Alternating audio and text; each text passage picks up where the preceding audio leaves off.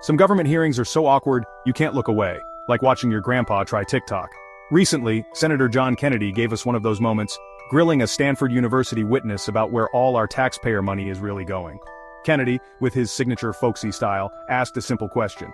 Why are so many of our research dollars vanishing into overhead at elite universities? Overhead, we're told, keeps the lights on. But as Kennedy pointed out, it can also mean renovating a president's mansion, or infamously maintaining a university yacht. Yes, a yacht. Because nothing says serious research like a pleasure boat. This isn't just about Stanford, it's a national problem of accountability. I want to ask you about NIH. I love NIH. I think they do extraordinary work. Yes, sir. But isn't it a fact, if NIH assigns way too much money for overhead, that money comes out of the basic research? Isn't that the case? Senator, both those things are providing funds for research. And I agree with you that we need to make the administrative burden and the costs associated with it as low as possible, because we do want as much to go to Well, why research. can't NIH live with 15% overhead? Yeah. Senator, we have had a partnership that's been going on for 75 years in this country. Yes, sir, but why can't NIH live with 15% overhead? At this point, what that would do is actually turn institutions like the ones we've heard about here, it would actually make it to where they are laying off researchers and the support folks who are Well, the supporting Gates that work. Foundation, when they make grants, they limit overhead to 10%, don't they? They do, sir, but that is apples to oranges because they count different things And the in the Roberts overhead. Woods Johnson Foundation limits overhead to 12%, don't they? They do. Again, apples to oranges because they count different things. Isn't it a fact that the universities that receive the most money from NIH also have the biggest endowments? I haven't checked that, but it probably is true, Senator. And I agree with you. There are challenges that we need to work on. Well, let's take Harvard. We pour billions into the National Institutes of Health, trusting it will fund cures, not campus luxuries. When a senator says, "My mama didn't raise a fool," he's channeling every taxpayer who feels played. The real issue is trust. We expect these institutions to be responsible stewards of public funds. But the numbers tell a different story, one of bloated costs and questionable spending. This isn't a boring accounting squabble. It's about whether our money is saving lives or gold-plating faucets. If it's the latter, we have a much bigger problem than one heated Senate exchange. The stakes are real, and the questions Kennedy raised demand real answers. Because when it comes to public money, we all deserve to know, where is it really going? Let me ask you about one of the worst abuses I've ever seen. It was at Stanford. Yes, sir. Stanford was spending 74% of grants from NIH on overhead. Remember that? I do, although I was in high school at the time. Yeah. Yeah. Well, I wasn't. and they audited Stanford. Yes, sir. You remember what they found? They bought a sailboat.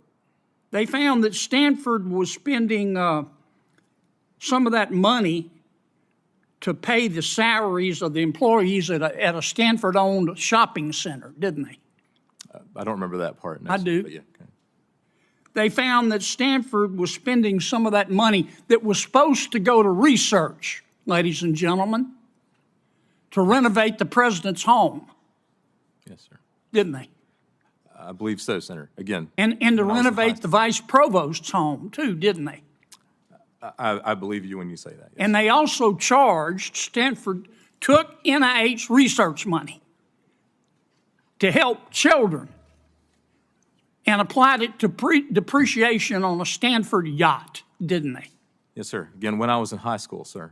Now, does NIH audit every year the way these grants are being spent? They don't audit every year. There's a process for So they determining. just trust the universities? No, there's a negotiation that takes place between Yes, the sir, NIH but if it's a and the five-year grant university. Yes, sir. and they agree on indirect costs, they don't audit it every year. What if the universities lie to them?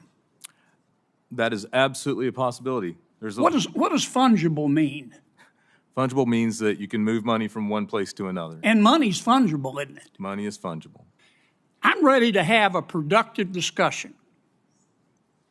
I've got to go to another committee. Maybe you'll have it today. I haven't heard it. Yes, sir. what I've heard is the implication is that anybody who is against asking hard questions about the overhead and spending is against biomedical research. I wouldn't say that, sir. I think you are a champion. And I don't agree with that. Yeah, I don't either. But every penny that we spend on overhead that's not being audited, and you know as much as I do, Doc, that some of it is being abused, is money that is taken away from research. And that's just a fact. The NIH, National Institutes of Health, is the world's largest public funder of biomedical research. Every year, taxpayers invest over $48 billion, hoping for breakthroughs in everything from cancer to Alzheimer's.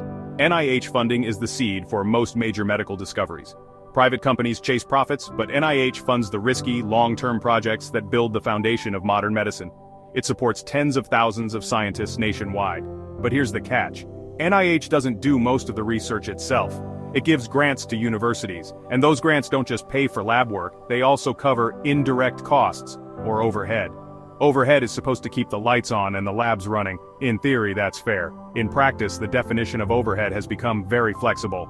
Universities negotiate their own overhead rates with the government, and some have struck deals that let them take more than half the grant money. That means less money for actual research. It's a bait and switch. We pay for miracle cures but end up subsidizing luxury faculty lounges. The system is supposed to fund science, not administrative empires, and as we'll see, the consequences are huge. The question is, how much of our investment is really reaching the lab? Then any money spent illegitimately on overhead to pay the salary of a professor in the humanities department at a university is coming out of her research. And it's not wrong to ask questions. It is not wrong to ask questions. No, it's not. Not at all. And Senator, I think it's actually important to ask those questions and optimize the system. And I don't understand why these universities cannot live on 15% overhead when Gates Foundation limits them to 10% and the Johnson Foundation limits them to 12%. Yes, I don't understand it. All of a sudden, if they don't get 35% overhead, civilization is going to melt. It is important. My mama didn't raise a fool, and if she did, it was one of my brothers.